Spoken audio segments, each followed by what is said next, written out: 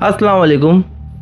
मुंबई में मेरे एक फ्रेंड है जिनके घर में फोर व्हीलर खरीदना सख्त मना है, क्योंकि उनको ऐसा लगता है कि अगर उन लोग फोर व्हीलर खरीदेंगे तो उनमें से किसी का एक ब्रूटल एक्सीडेंट हो जाएगा। अब आप लोग सुन के सोच रहे होगे कि यार कुछ भी बोल रहा है, लेकिन एक्चुअली ये सच बात है। क्योंकि ये सब हुआ यूँ था कि मेरे जो दोस्त के फादर थे वो अपने यंगर डेज में एक एम्बेसडर कार खरीदे थे। अब उस वक्त वो कार बहुत ज़्यादा फेमस थी, तो वो बहुत ज़्यादा एक्साइटेड थे कि यार हमने पहली कोई एक कार खरीदे है। तो वो घर पर लेके आए, लाने के कुछ दिनों में ही उनकी कार का एक्सीडेंट हो गया। हालांकि उस एक्सीडेंट में उनको कुछ नहीं हुआ, लेकिन एक बोलते ना कि घर वालों को फिक्र हो गई कि यार तूने अब भी गाड़ी खरीदा है, थोड़ा ठीक से ध्यान से चलाया कर। तो उन्होंने कहा कि नहीं, ये तो होते ही रहता है। खैर बस कुछ ही दिन हुआ था, एक बड़ा मेजर एक्सीडेंट हो गया। एक्सीडेंट इतना ज़्यादा बुरा था, गाड़ी की पूरी हालत ख़राब हो गई, बाल बाल इनकी ज़िंदगी बची थी।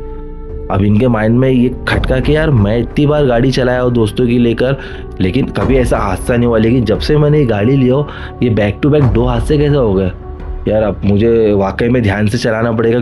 क्या फिर कुछ दिन हुआ था, फिर एक मेजर एक्सीडेंट हो गया। अब इसके बाद तो इन्होंने समझ लिया कि भाई गाड़ी मेरे को नहीं फलेगी, मैं काम करता इस गाड़ी को बेच देता हूँ। तो वैसे उन्होंने उस गाड़ी को बेच दिया। अब काफ़ी साल हो गए, उनके बच्चे बड़े हो गए और उनके बच्चों ने भी कार खरीदे। सेम यही चीज़ उनके बच्चों के साथ भी रिपीट हुई और दोनों ही लड़के उनके गाड़ी खरीदे, दोनों के साथ एक्सीडेंट हुआ और दोनों की जान बच गई। तब से वो परिवार ने ये डिसाइड किया कि हमको कार नहीं चलती है, और आज तक वो लोग कभी भी कार खरीदते नहीं है। वो ओला कर लेंगे, उबेर कर लेंगे, वो किसी और की गाड़ी में बैठ जाएंगे, वो चलेगा, लेकिन वो उनके घर में पर्सनल कभी वो गाड़ी नहीं खरीदते। अब ये उनका सुपरस्टिशियस है, अंधविश्वास है, जो भी आप लोग कह लो, लेकिन ये वो लोग मानते हैं।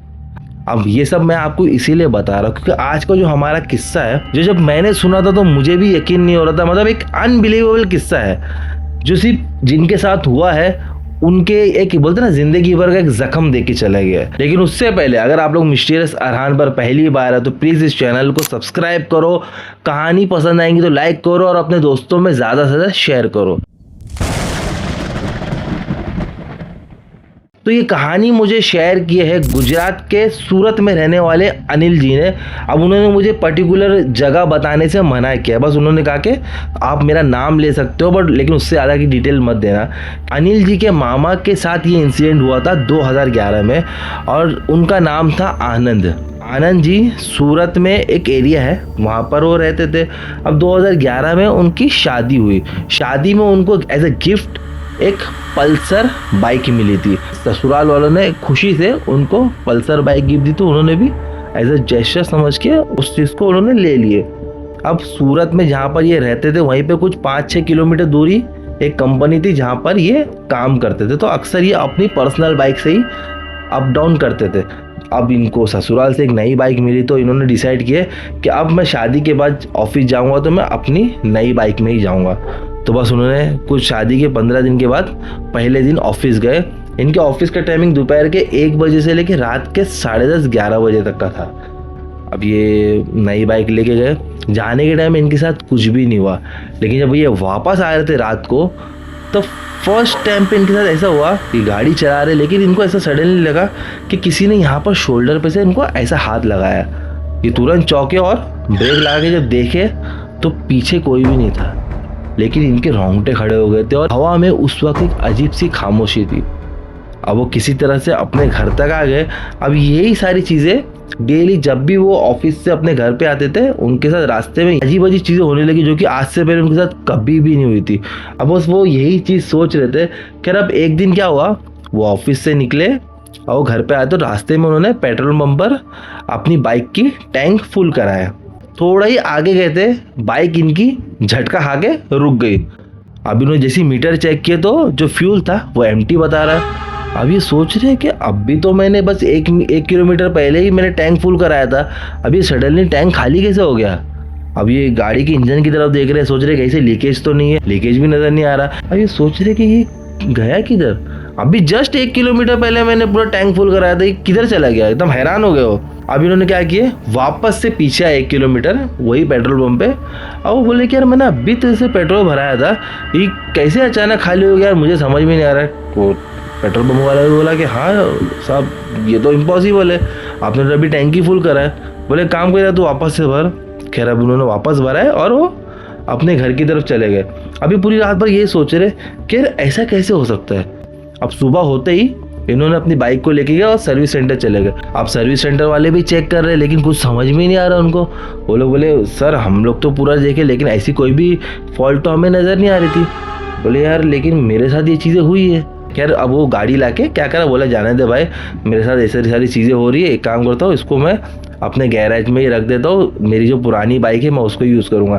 कह रहा वो अपनी पुरानी बाइक यूज़ कर रहे तो इनके साथ कुछ भी नहीं हो रहा, एकदम जैसे पहले था बिल्कुल वैसे ही सब कुछ चल रहा था। अब एक दिन क्या हुआ कि इनको किसी रिलेटिव ने डिनर पे बुलाया, तो इनकी वाइफ ने कहा कि मेरे पापा ने जो आपको बाइक दी है हम लोग उसी बाइक में बैठ के जाएंगे क्योंकि मेरे मम्मी पापा भी वहाँ पे आएंगे और वो लोग देखेंगे तो उनको अच्छा लगेगा। मैं इसको कैसे बताऊँ कि ये बाइक जब से लिए तब से सारी चीज़ें हो रही है जो मैं किसी को एक्सप्लेन भी नहीं कर सकता।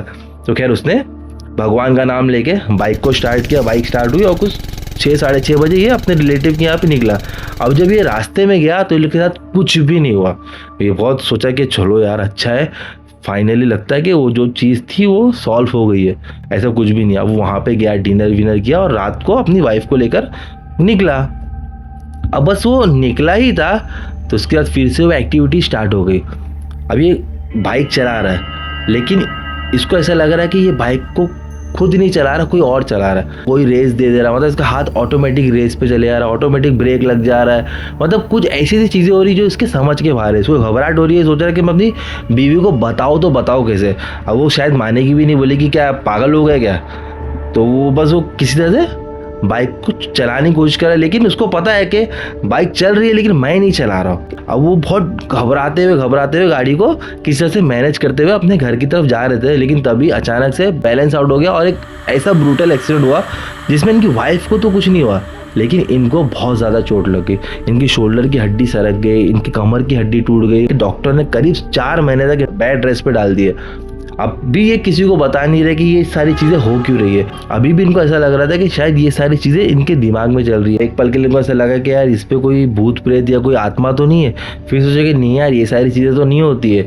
अब उनकी बाइक को उन घर वालों ने बनवा के इनके गैरेज में लाके खड़ा कर दिए। कुछ महीने ही हुए थे तब इनके 2 दोस्त आ गए, बोले कि आनंद भाई हम लोग को एक शादी में जाने का, तुम्हारी नई वाली पल्सर मिल सकती है क्या। आनंद भाई सोचे कि यार मैं इन लोगों को कैसे बताऊँ कि जो बाइक है ये जब से मेरी ज़िंदगी में आई है कुछ ना कुछ बुरा होते जा रहा है। नहीं भाई वो बाइक मेरे ससुराल वालों ने दी है, मैं तुमको नहीं दे सकता। अरे आनंद भाई प्लीज़ दे दो यार, वो हम लोग जा रहे हैं वहाँ पे, थोड़ा समझो ना, थोड़ा इंप्रेशन जमेगा और हम लोग बस आज जाएंगे और कल हम लोग वापस आ जाएंगे।